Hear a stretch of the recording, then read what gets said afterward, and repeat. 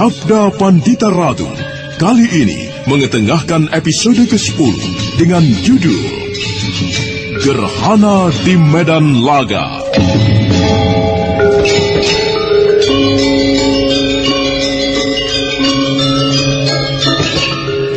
Dalam seri ke-279 ini, dengan para pemain, Arya sebagai Macan Kroda, Chris Uspon sebagai Rudra Bondo, M. Abud sebagai Ken Arok, Edi Dosa sebagai Kebo Ijo, Lili Nur Indasari sebagai Ken Umang, Heris Tiono sebagai Kertajaya, dan Asdi Suhastra, pengantar cerita. Mengapa kau menatapku seperti itu? Kau benar-benar seekor kuda. Dengar, Ken Umang, jaga dirimu baik-baik. Mulai sekarang kau menjadi milikku. Kau berada dalam genggamanku. Dan meski orang itu adalah Raja Kediri yang bernama Kertajaya, orang itu tidak boleh menjamahmu. Kau mengerti? Ku terima ancamanmu dengan penuh kegembiraan. Aku senang dengan ancaman yang mengerikan itu. Bagus. Nah, aku pergi.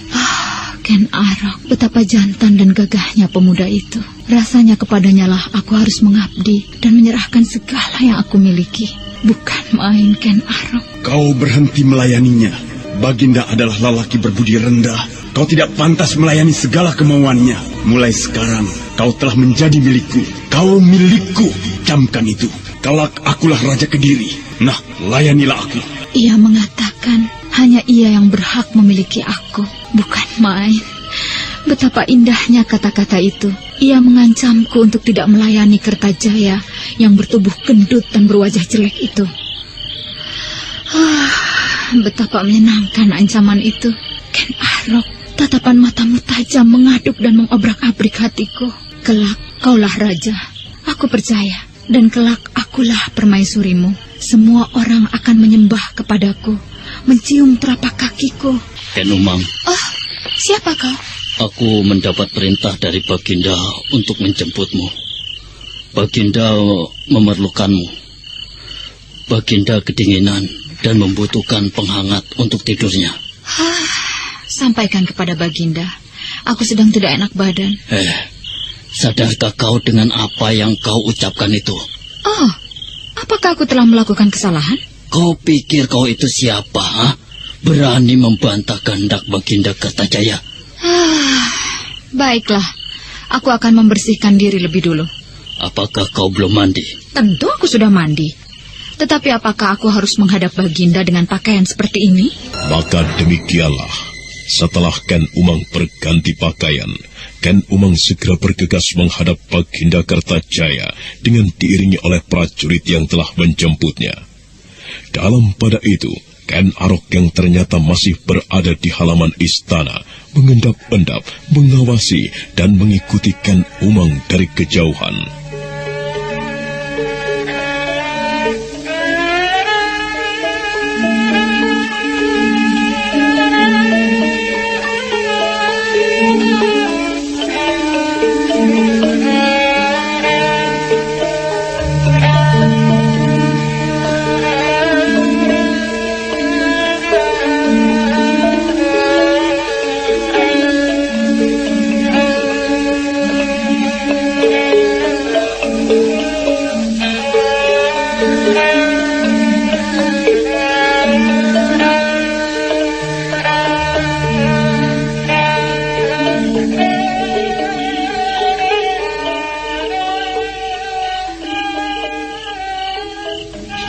Hamba menghadap, dan hamba menghaturkan sembah, Baginda.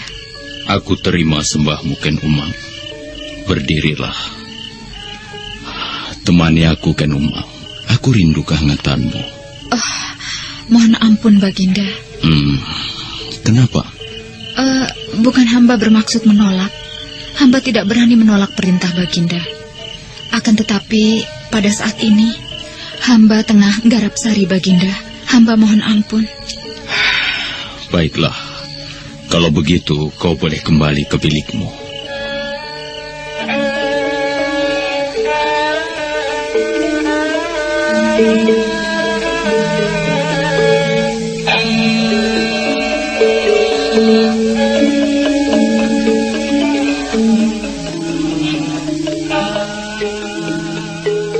Di tempat persembunyiannya, Ken Arok tersenyum. pemuda itu segera melenting tanpa meninggalkan suara sama sekali. Bagaikan terbang layaknya, dia meloncat ke atas dinding istana.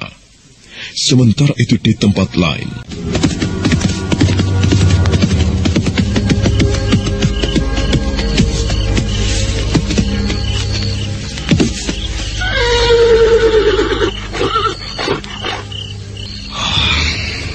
Macan Kroda, kau membuatku gelisah.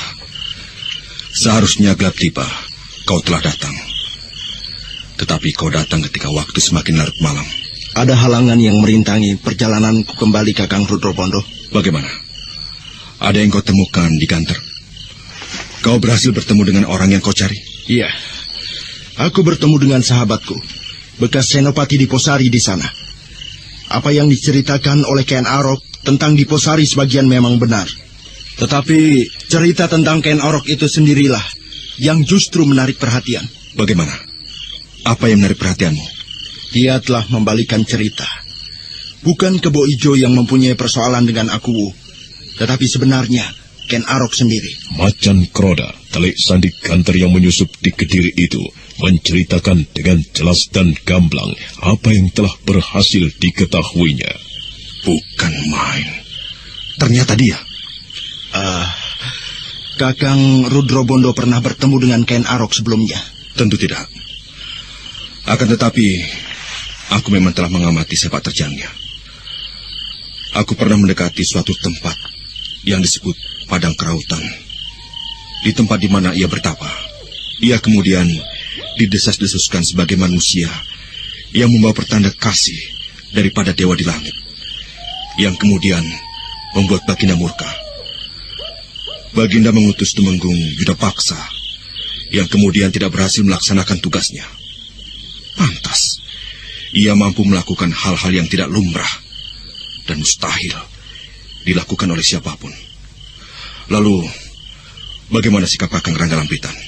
Tanpa sepengetahuan Ken Arok, kita bisa memanfaatkannya untuk kepentingan kita. Bagus, aku sependapat. Waktu terus merayap tak terkendalikan oleh siapapun. Waktu bergerak mengantarkan menuju ke tengah malam, untuk kemudian datang fajar pagi. Adalah Kebo Ijo yang terbangun, terkejut melihat Ken Arok sudah tertidur di sampingnya. Kebo Ijo menggaruk-garuk rambutnya. Dia kemudian menguap seolah menuntaskan rasa kantuknya. Dan langit di timur kemudian pecah oleh semburat merah yang merekah. Kebo Ijo segera turun ke sungai. Kecipak air sungai membangunkan Ken Arok.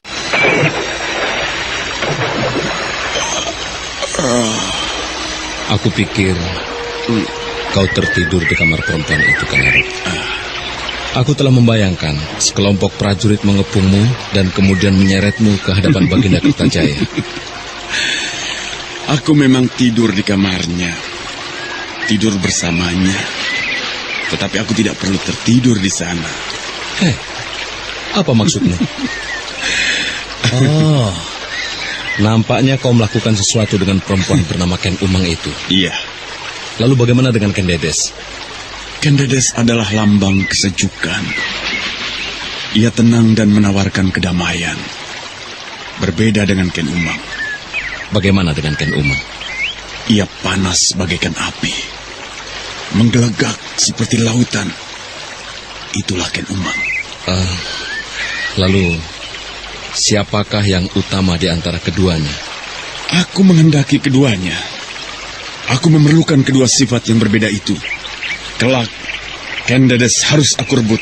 Demikian juga Ken Umang akan menemaniku. Keduanya tidak layak kau perbandingkan, Ken Arok. Jika kau tergila-gila kepada permaisuri Tumapel, itu masih bisa ku mengerti. Tetapi Ken Umang, dia adalah seorang pelacur. Jangan singgung soal itu lagi. Aku mau mandi.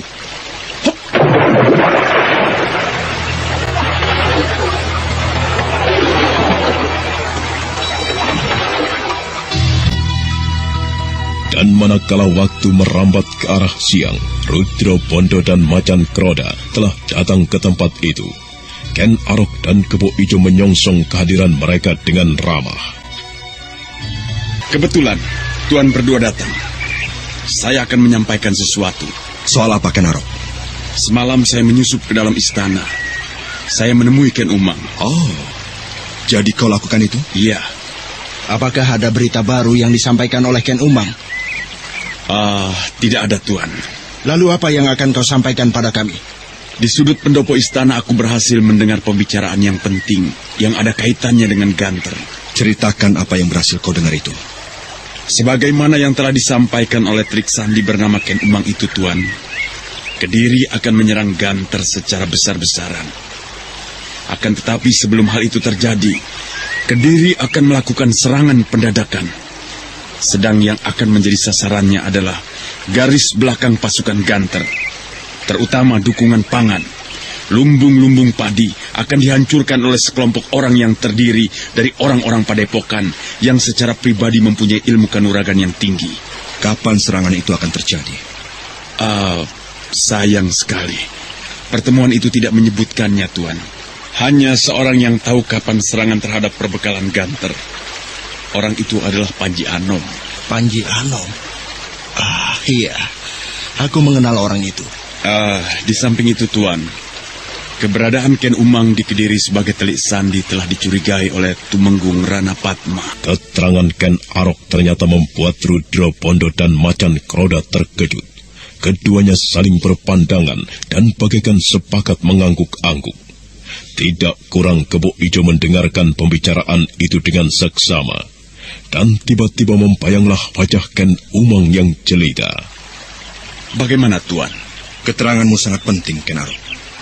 Dengan demikian, Ganter bisa mempersiapkan diri untuk menghadapi penyerangan pihak Kediri. Tidak bisa dibayangkan apa yang akan terjadi jika lumbung perbekalan bisa dihancurkan. Macan Kroda. Bagaimana, Kakang? Tidak perlu kau sendiri yang kembali ke Ganter. Tugaskan kepada anak buahmu untuk menyampaikan berita ini, agar Kakang Ranggalampitan bisa mempersiapkan diri. Baik, Kakang. Tuan, lalu bagaimana dengan Ken Umang? Apakah Ken Umang dibiarkan tetap berada di dalam istana?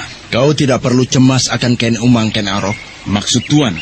Andai kata Ken Umang tertangkap, ia hanya bisa menyebut hal-hal yang hanya diketahuinya. Ia tidak bisa bercerita apa-apa tentang Ganter. Lalu, apakah Ken Umang akan dikorbankan? Bagaimana kalau kau yang menolongnya, Ken Arok? Melihat sepak terjangmu, aku percaya kau mampu melakukan hal itu. Baiklah, aku akan mengerjakannya. Aku akan membebaskan Ken Umang. Baiklah, kami pergi dulu.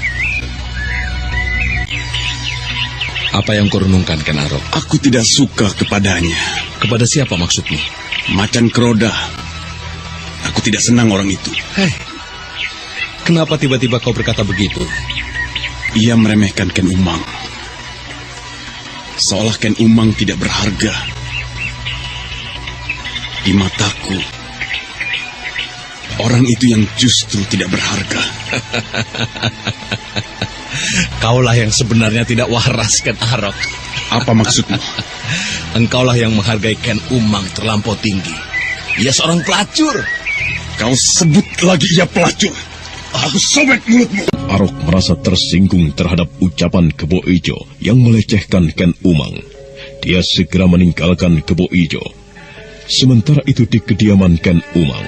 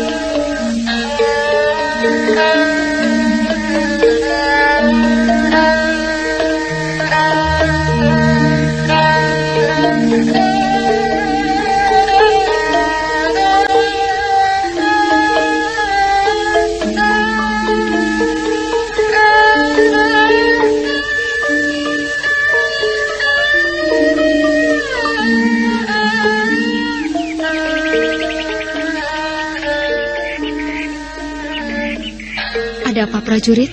Aku mendapatkan tugas dari Baginda untuk menjemputmu. Tidak mungkin. Apanya yang tidak mungkin? Jika Baginda memerlukan aku, maka ia tidak akan memerintah kau untuk menjemputku. Bukankah kau adalah prajurit penjaga regol depan? Iya. Nah, apalagi kau penjaga regol depan? Tidak mungkin Baginda memerintah kau menjemput aku. Kau tidak percaya? Tidak. Baginda memerlukanmu, dan sekarang juga kau diminta menghadap Baginda Kertajaya. Ayo, ikut aku. Baiklah, aku akan menghadap Baginda, tetapi tidak bersamamu. Kembalilah, aku akan berjalan sendiri. Tidak, kau harus bersamaku. Kau memaksa. Apa yang kau lakukan itu justru membuat aku menjadi curiga kepadamu, Kisanak. Kau pasti mempunyai maksud buruk kepadaku. Ayo, mengakulah. Persetan, kau harus ikut aku sekarang. Tidak, aku tidak mau. Baiklah, bagaimana jika keris ini yang berbicara? Aku tahu bahwa kau adalah Telik Sandi yang mencoba menghancurkan Kediri dengan menyadap keterangan dari tempat tidur Baginda Kertajaya. Nah, kau harus ikut aku untuk menghadap seseorang yang akan memeriksamu. Berjalanlah, dan berpura-pura tidak terjadi apa-apa. Jika kau berbuat macam-macam, keris beracun ini akan merobek kulitmu. Tahu, meski goresan kecil akan sanggup menghantarkanmu ke alam kematian. Dan kau akan dihukum oleh Baginda. Tidak. Jika kami berhasil membuktikan bahwa kau benar-benar Telik Sandi, bahkan Bagindalah yang akan menjatuhkan hukuman yang sangat berat kepadamu. Ayo, jalan! Ken Umang tidak mampu mengelak lagi. Prajurit itu memaksanya berjalan melalui samping bangunan yang jarang dilewati oleh dayang-dayang atau empan. Bahkan prajurit itu memaksakan Umang untuk berjongkok di semak taman ketika dari kejauhan terlihat seorang dayang membawa nampan berjalan melintas. Akhirnya, Ken Umang telah dibawa ke sebuah bangunan yang terletak di paling sudut. Ayo, masuk kamu.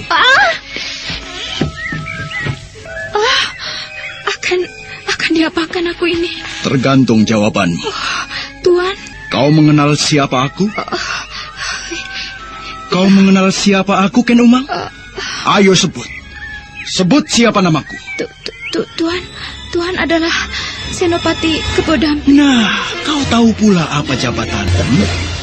Tuan adalah pemimpin pengawal Istana Kediri. Bagus. Pengetahuanmu ternyata cukup luas. Kau tahu siapa namaku. Kau tahu pula apa jabatanku. Nampaknya kau memang ditugasi untuk mengamati dan mengetahui apa saja yang terjadi di Kediri. Kau adalah Telik Sandi Ganter yang disusupkan ke dalam istana ini. Nah, kau akan membantah? Tuan salah menduga. Saya Ken Umang. Saya hanyalah seorang emban. Tetapi kau bekerja untuk orang-orang Ganter. Saya tidak mengerti dengan apa yang Tuan maksud. Sungguh, Tuan, saya tidak tahu apa-apa. Saya bukan Telik Sandi seperti yang Tuan tuduhkan. Kau tidak bisa mengelak, Ken Umang. Seorang prajuritku tiba-tiba lenyap. Mengapa Tuan menghubungkannya dengan aku? Prajuritku terbunuh setelah mengantarkan 2 orang perempuan menemuimu. Nah, katakan, siapa 2 orang perempuan itu? Saya tidak mengingkari, Tuan, bahwa memang benar kakak perempuanku telah datang menengokku beserta seorang bibiku. Tetapi aku tidak mengetahui mengapa Tuan menghubungkan kematian prajurit Tuan dengan keduanya. Mengapa kedua perempuan itu menemuimu tidak menggunakan cara yang seharusnya? Mengapa harus merayu seorang prajuritku? Tuan yang salah dalam menafsirkan yang terjadi. Kakak perempuanku orang dari desa, Tuan. Ia orang bodoh. Ia tidak tahu apa yang harus ia lakukan untuk bertemu denganku. Yang diperbuatnya kemudian meminta tolong kepada seorang prajurit untuk mempertemukan denganku. Jika prajurit Tuan kemudian mati, janganlah menyalahkan kakakku. Tuan harus menyalahkan prajurit bawahan Tuan sendiri. Mengapa? Karena ia mata keranjang. Kau memang pintar, Ken Umang. Kau cerdas bersilat lidah.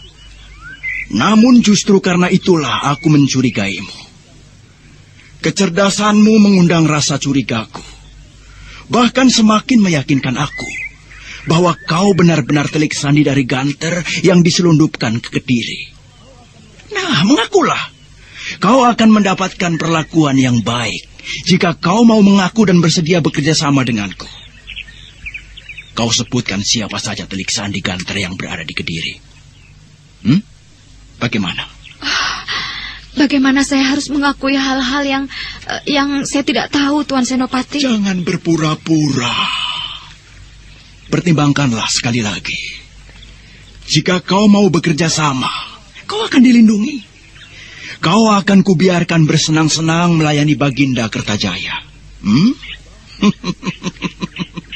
Bahkan aku pun bersedia memberi kepuasan yang kau butuhkan. Bagaimana? Ken Umang kemudian termangu, seolah mempertimbangkan sesuatu. Kebo Dampit membiarkannya, memberi kesempatan kepada Ken Umang untuk mencerna apa yang dikehendakinya. Nampaknya aku memang tidak mempunyai pilihan lain lagi.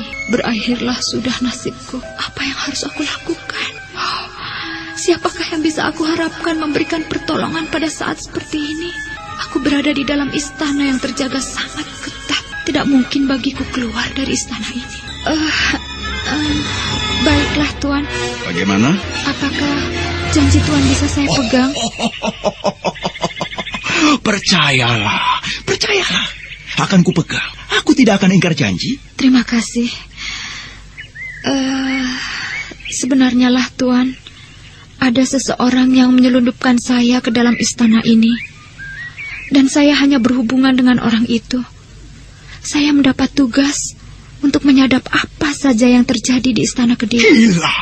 Lalu kau berhasil menyelundupkannya keluar? Benar, Tuan.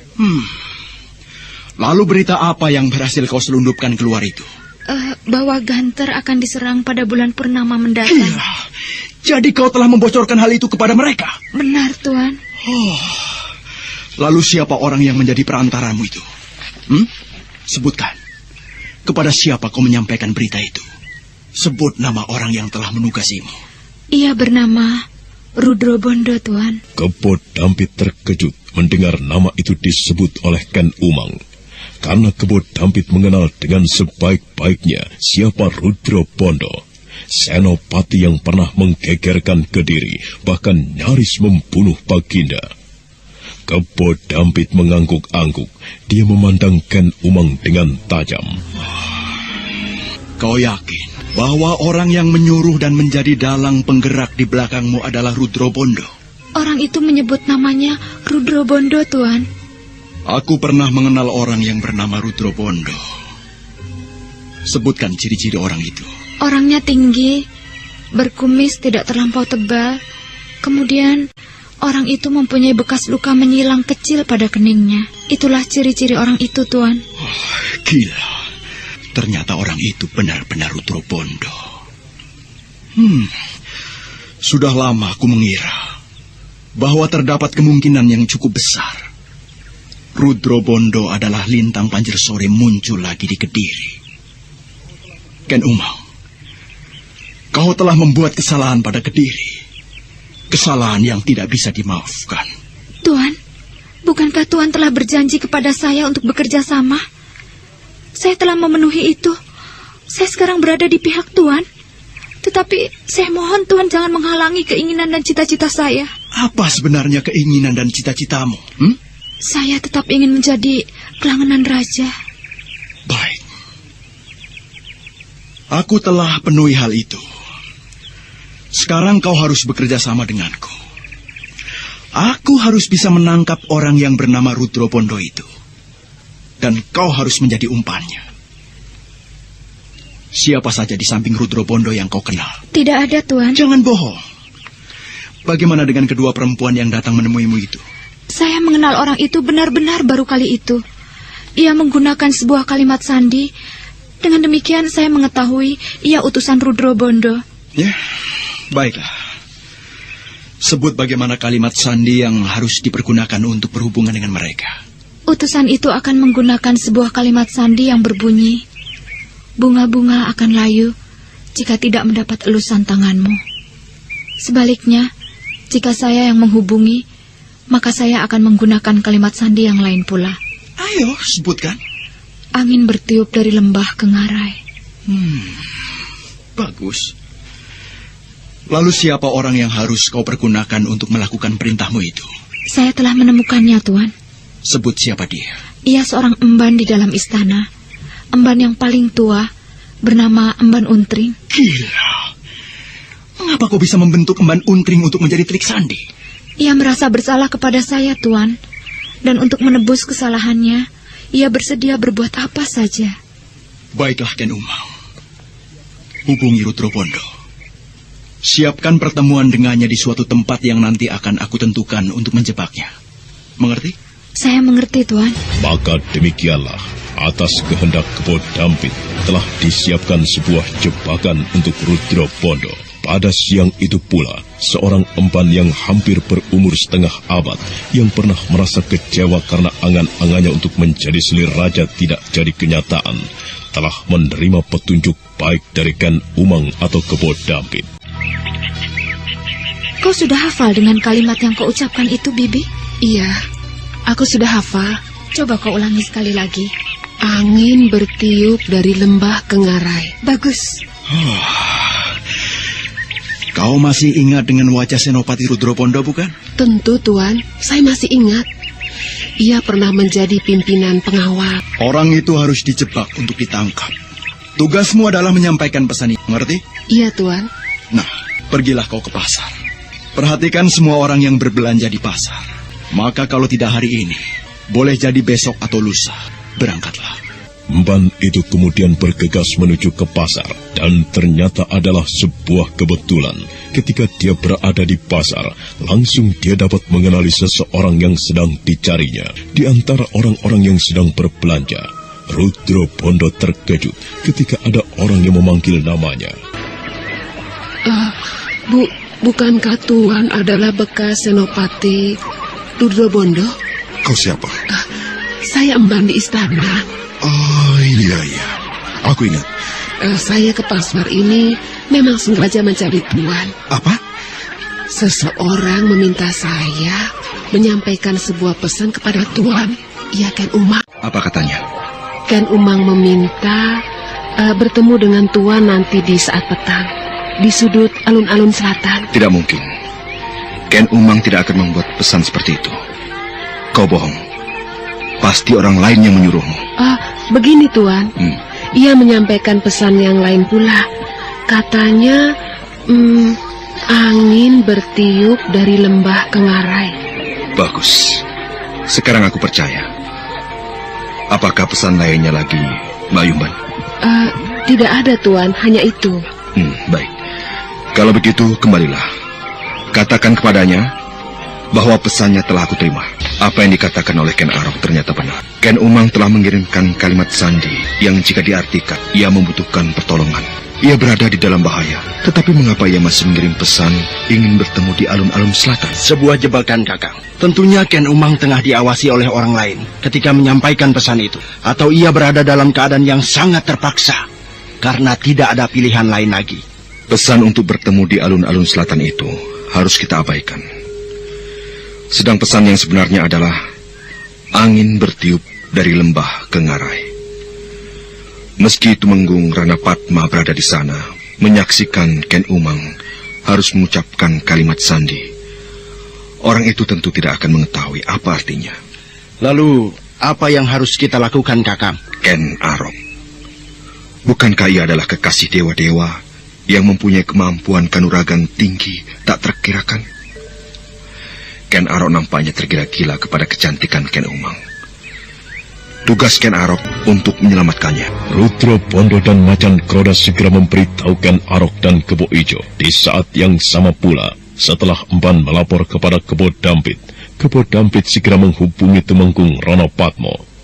Bersama-sama disusunlah jebakan untuk menangkap bekas Senopati Rudro Pondo yang paling diburu oleh keprajuritan Kediri. Apakah kau benar-benar merasa yakin dengan apa yang sedang kita kerjakan ini, Kebo Dampit? Jika tidak terjadi kekeliruan, saya yakin Gusti Tumenggung. Kecuali jika Lintang Panjer Sore berhati sekecil menir dan bermaksud mengorbankan Ken Umang. Di saat itulah ia berpikir, tidak perlu datang ke tempat ini. Rasanya tidak mungkin. Ia pasti akan muncul. Petang segera berlalu, Kebo Dampit. Tetapi mana dia? Oh, aneh juga. Apakah Ken Umang mempermainkan aku? Jika ternyata Lintang Pancarsuri, si Rudra Bondo itu tidak muncul, maka kau telah merepotkan aku, Kebo Dampit. Kebo Dampit dan Tumenggung Ronopatmo tersentak. Para prajurit yang melakukan baris pendem juga terkejut, dan karenanya mereka justru menjadi gaduh. Kebo Dampit seperti tidak kuasa menahan kemarahannya ketika melihat anak panah telah menancap di dada salah seorang prajuritnya, menggeram seolah akan meremukan batu sebesar gajah sekalipun. Anak panah yang menancap itu segera direnggutnya.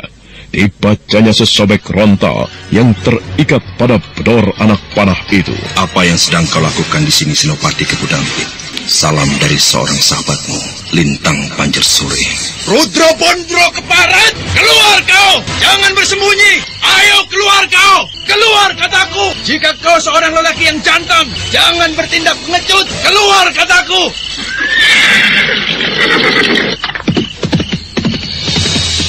Kejar! Kejar orang itu! Dengan apa kita akan mengejarnya, Kebo Dampit? Demi tetean! Apa yang akan kita lakukan, Gusti Tumenggung? Ada yang belum terungkap dari persoalan ini. Iya, aku sangat merasakannya, Gusti Tumenggung. Jika demikian, ambil langkah terakhir. Ken Umang harus dilenyapkan. Aku akan ke istana dengan menggunakan kereta tertutup yang tidak begitu menarik perhatian. Dengan kereta itu, Ken Umang dibawa keluar ke rumahku. Jika Baginda merasa kehilangan perempuan itu, kau harus menyiapkan sebuah cerita. Baik, Gusti. Aku sependapat.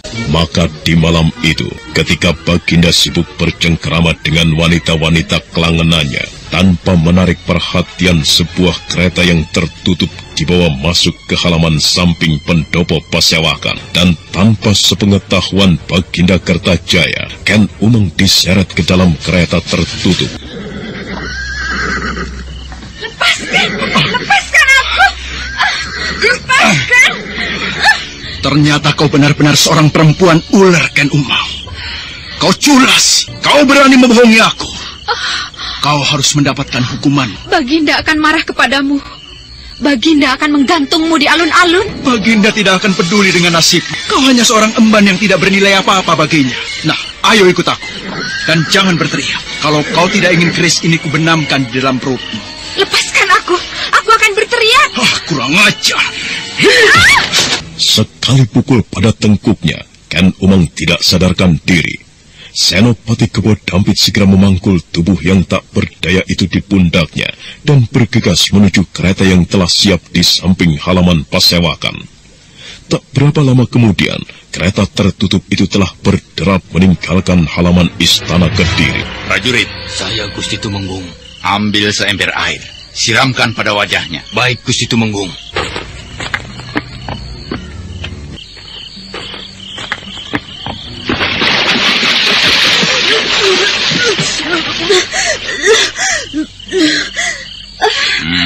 Bagus. Kau siuman, Ken Umang. Di mana aku ini? Kau di rumahku. Gusti Tumenggung. Iya. Kau telah berani membohongiku, Ken Umang. Kau berani berkhianat terhadap Kediri negerimu sendiri. Sekaranglah umurmu akan berakhir. Kau Emban Sekarsari, Hamba tuanku, hamba Emban Sekarsari. mengapa kau memaksa diri untuk menghadapku? Ampun Baginda, hamba harus melaporkan sesuatu kepada Baginda. Apa? Emban Ken Umang, ya. Berkatalah yang jelas, Ken Umang kenapa? Ken Umang diculik tuanku Baginda. Apa? Coba ulangi sekali lagi. Ken Umang diculik Baginda. Hamba menyaksikan sendiri apa yang telah terjadi. Sekarang ceritakan dengan jelas, siapa yang melakukannya? Hamba mohon ampun Baginda. Yang melakukan adalah Senopati kepercayaan Baginda sendiri, yaitu Senopati Kebo Dampit. Gila, berani benar dia melakukan itu. Atau kau sedang berbohong, ha? Jika kau berani berbohong di hadapanku, akan kuperintahkan agar kau dihukum picis, mengerti? Tidak Baginda, hamba tidak berbohong. Sebenarnya lah, Ken Umang sekarang ini tidak ada. Tuan Senopati Kebo Dampit telah menculiknya tuanku, dan dia membawanya pergi dengan menggunakan kereta tertutup milik Gusti Tumenggung Ranapatma. Prajurit! Hamba Baginda Mana pimpinanmu? Senopati Kebo Dampit itu. Mana? Ampun Baginda, Tuan Senopati Kebo Dampit sekarang ini tidak ada. Siapkan sekelompok prajurit untuk mengawalku. Aku akan ke rumah Tumenggung Ronopatmo. Baik tuanku. Ayo katakan kepadaku. Apa arti kalimat sandi yang kau kirimkan kepada Rudro Pondo itu? Jangan kau mengelak. Aku telah tahu kau masih menyembunyikan sesuatu. Ayo katakan. Lepaskan rambutku, Tuan. Kulit kepalamu akan terkelupas jika kau tidak mau berbicara. Ayo berbicara. Apa sebenarnya arti kalimat sandi yang kau kirimkan kepada Rudro Pondo itu? Katakan cepat. Aku sudah mengatakan semuanya kepada Tuan. Tetapi mengapa Tuan marah padaku? Setan nalas. Masih mencoba ingkar kau. Lepaskan rambutku, Tuan. Ken Umang. Lebih baik kau mengaku saja. Ceritakan secara jujur kepada kami berdua. Mungkin kami akan memaafkan. Apalagi yang bisa saya ceritakan, Gusti Temenggung? Saya tidak mengetahui lainnya. Semua yang sudah saya ceritakan, hanya itulah yang saya ketahui. Kebo Dampit, periksa dia sampai mengaku. Baik, Gusti. Nah, sekarang hanya kita berdua yang berada di ruangan ini, Ken Umang. Jangan pernah kau bermimpi bakal ada orang yang akan menolong. Apapun yang akan kulakukan, tidak akan tercegah. Maafkan aku, Tuan. Aku sudah mengatakan apa yang ku ketahui kepada Tuan. Tidak ada lagi lainnya yang aku mengerti. Mengapa Tuan ingkar janji? Ingkar janji apa? Bukankah Tuan mengatakan akan membiarkan saya mengabdikan diri kepada Baginda? Bukankah Tuan berjanji tidak akan mengusik saya? Jika itu kubiarkan, maka akan semakin banyak dan terus mengalir rahasia-rahasia yang bisa kau sadap dari pembaringan Baginda dengan menukar kehangatan tubuhmu yang indah itu. Kau memang cantik, Ken Umang. Tubuhmu sintal, padat dan berisi. Namun sayang sekali jika hanya Baginda yang bisa menikmati tubuhmu, Ken Umang. Bagaimana kalau aku perintahkan kepadamu untuk melepas bajumu dan kau telanjang di hadapanku? Ayo lakukan. Tidak, aku tidak mau. Ayo lakukan perintahku. Tidak. Lepas semua pakaianmu, Ken Umang. Jangan. Ayo. Jangan, lepaskan aku. Apakah aku yang harus melakukan, Ken Umang? Ayo, lepas pakaianmu. Siapa kau? Singa liar dari padang karautan. Kebo Dampit sangat terperanjat ketika tiba-tiba dinding di belakangnya jebol. Debu mengepul sesaat, dan ketika debu mereda, nampaklah seorang pemuda yang memiliki tatapan mata tajam mengerikan. Detak jantung Kebo Dampit serasa berlari ketika mendengar desis pemuda itu bagaikan seekor singa. Kau akan menjamahnya. Matilah kau di tanganku.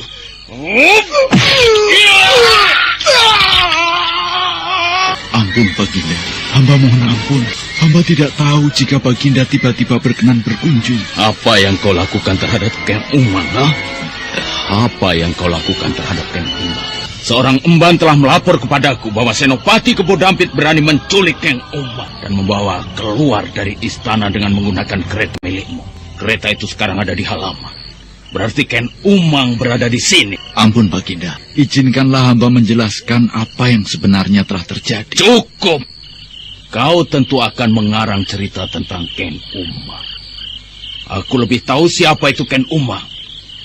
Jika kau berani melukainya, atau jika Kebo Dampit berani berbuat kurang ajar kepadanya, tanganku sendiri yang akan menjatuhkan hukuman cambuk di tubuhnya. Mana Ken Umang sekarang? Jawab! Baiklah Baginda, Ken Umang memang berada di sini. Dan apa yang kau lakukan terhadapnya? Kau dan Kebo Dampit berani menjamah tubuhnya? Tidak Baginda, kami hanya bermaksud mendapatkan keterangan yang lebih jelas tentang Senopati Rudro Pondo. Ken Umang ternyata bisa bercerita tentang Rudro Pondo. Omong kosong.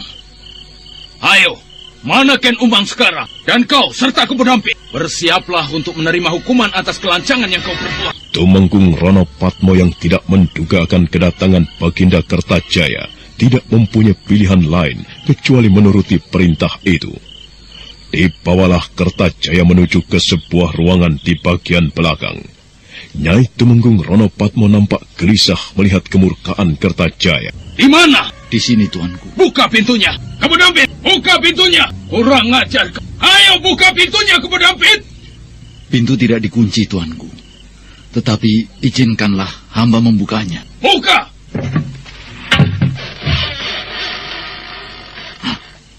Kebu Dampit. Tumenggung Ronopatmo dan Baginda Kertajaya serta beberapa prajurit yang mengiringi sangat terkejut melihat apa yang berada di ruangan itu. Ken Umang tidak ada, yang ada adalah Kebu Dampit yang tergeletak dan sudah tidak bernapas lagi. Sementara darah meleleh dari hidung dan telinganya. Apa yang terjadi, Tumenggung Ranapatma? Hamba tidak mengerti, tuanku. Baru saja hamba meninggalkan mereka. Sungguh, hamba tidak mengerti dengan apa yang terjadi. Dinding jebol. Mana Ken Umang? Mana dia? Ya, ampun, Baginda. Hamba akan memerintahkan para prajurit untuk melakukan pengejaran.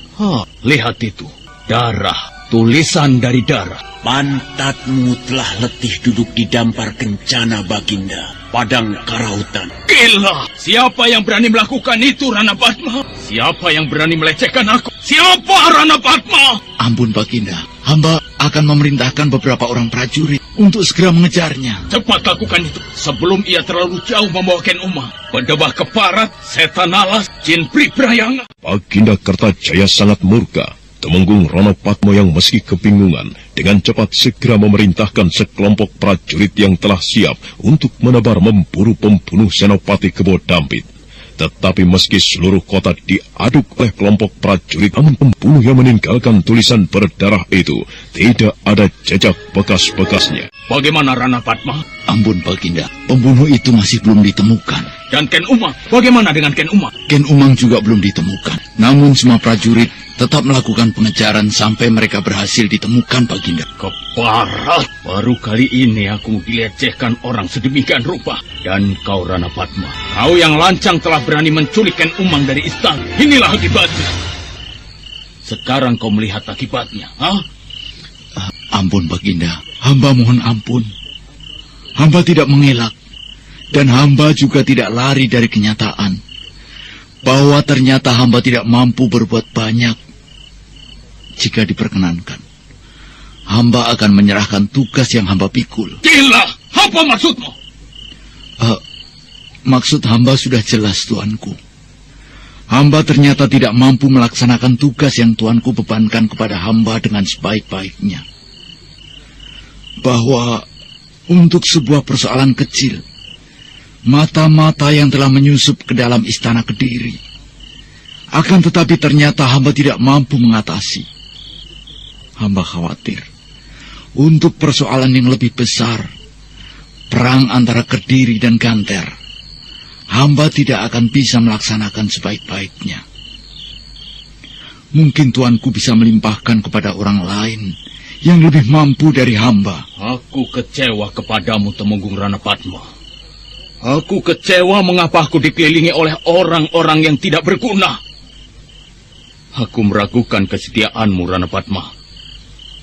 Jika memang itu soalnya, maka aku pun akan mempunyai sikap yang lain pula. Nah, bagaimana? Tuan, menurut hamba, kesetiaan hamba pada paduka tuanku tidaklah bergeser secuil pun. Tetapi apakah yang bisa hamba lakukan untuk mengajar Ganter yang telah berani balelo? Jika semua gerakan, semua rencana penyerangan yang mestinya menjadi rahasia, ternyata bukan rahasia lagi. Ganter telah mengetahui rencana penyerangan yang akan berlangsung bulan purnama mendatang. Ganter tentu menyiapkan diri dengan sebaik-baiknya, tuanku. Kau bermaksud mengatakan bahwa aku sendiri yang telah bertindak ceroboh karena Ken Umang? Kau kira Ken Umang itu apa? Mata-mata? Jika tuanku mau berpikir bahwa Senopati Kebu Dampit mati dibunuh orang, dan ada orang yang bersusah payah menyelamatkan Ken Umang, tentu tuanku bisa membayangkan apa yang berada di balik peristiwa itu. Sebenarnya lah, tuanku, Ken Umang adalah mata-mata. Ia telah mengakuinya sendiri di dalam pemeriksaan. Berdasarkan cerita Ken Umang, kami menjebak Rudro Bondo yang kemudian tidak berhasil. Rudro Bondo? Benar, tuanku. Rudrapondo. Tentu tuanku tidak akan pernah melupakan orang itu. Rudrapondo telah berada di Kediri kembali. Ia tidak lagi menggunakan nama Lintang Panjersuri atau menyusup sebagai seorang senopati yang menjabat pimpinan pengawal istana. Cukup! Cukup! Hamba mohon ampun tuanku. Jika hamba harus menyampaikan kenyataan yang sebenarnya, yang mungkin terasa sangat menyakitkan. Wajah Baginda Kertajaya nampak merah padam. Beberapa lamanya Raja Kediri itu berusaha menenangkan diri. Dan ketika waktu larut beberapa saat, Baginda Kertajaya menghela napas panjang. Betapa sakitnya mengakui kenyataan. Namun nampaknya Baginda Kertajaya memang tidak bisa menghindarinya. Nah, bagaimanakah kisah selanjutnya? Saudara pendengar, untuk mengetahui jawabannya, ikutilah kelanjutan kisah ini dalam seri berikutnya. Sampai jumpa.